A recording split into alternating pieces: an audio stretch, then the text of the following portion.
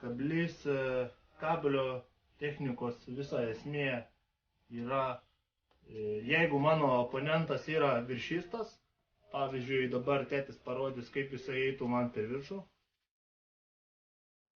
Va, matot, jis man bando atlenkti riešą.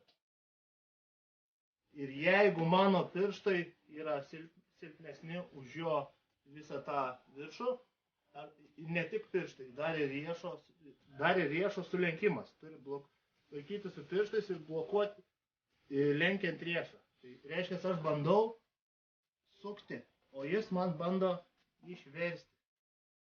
Tai mano tikslas yra neleisti jam išversti man riešų. Reiškia, nuo startinės padėties, visada prieš startinę padėtį riešai būna tiesus. Ir kai būna go, jau galima kovoti. Tai reiškia, aš bandau sukti, jis bando man išversti. Tai va, tokia visa esmė ir gaunasi. Esmė, kad jeigu man pavyks užlaikyti, dabar imituokim, jog man pavyko, užlaikyti, jis atitolo nuo kampo, dažniausiai tai būna, ir aš vabiškai dabar. Kablys yra ne tik riešas lenkiamas taip, bet ir supinuojamas į apačią. Taip yra pronuojamas, kaip bandoma išversti, ką tėtis dabar darė, o atvirkščias variantas yra supinacija. Tai reiškia, lenkiant kabliu bandoma supinuoti ir sulenkti riešą maksimaliai kiek įmanoma. Tada jau galima bandyti priešingą prisitraukti prie savęs ir taip toliau. Gali būti, jog jūsų priešininkas yra irgi kablistas, tai jis natūraliai bandys daryti tą patį, ką ir jūs. Tai čia jau ne kiek technika bus svarbiausia, o kiek tiesiog fizinė jėga. Reiškia, abu mes einam. Ir dažniausiai pas kurį yra tiesiog stipresnė ranka, tas laimės dažniausiai. Taip jau būna. Jau labai mažai kažkokių tai gudrybių šitoje situacijoje.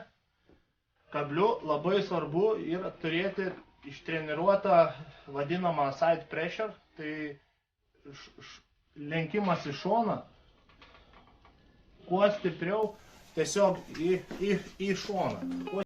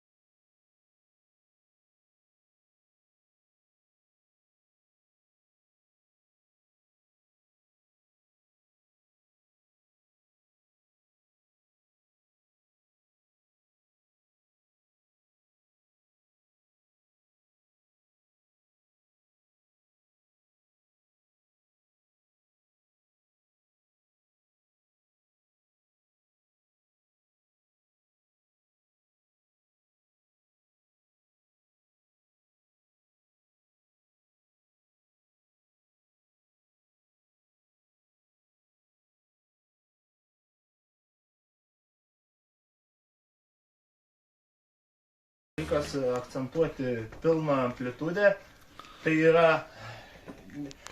aišku, galima daryti ir pilną amplitudę, nuo to turbūt blogiau nebus, bet jūs pakelsite mažiau svorio ir jūs realiai labiau kultūrizmo ir fitnesui darysite, o rankų lenkimo jau labiausiai reikia akcentuoti 90 laipsnių kampą, kad laikytų.